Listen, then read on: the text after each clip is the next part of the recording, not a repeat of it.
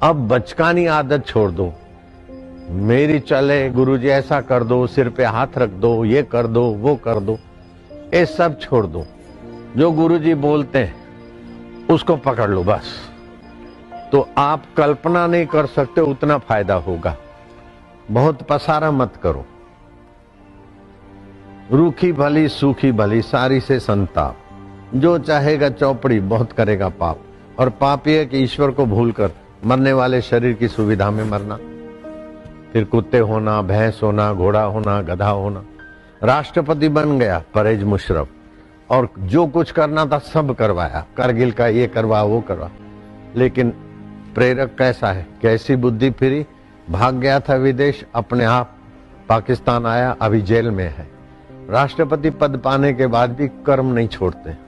लंका का पद पाने के बाद भी कर्म नहीं छोड़ते, लेकिन कर्म छोड़ते ज्ञान की कैंची से। कर्म जाल कटता है। कितनी भी चतुराई और कितना भी इज्जत आबरू करो, अपने को बड़ा बनाओ लेकिन मूर्ख हो।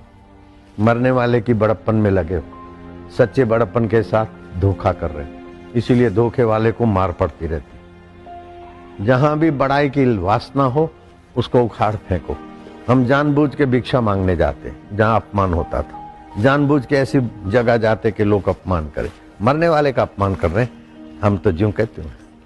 मानपुड़ी है जहर की, खाए सो मर जाए।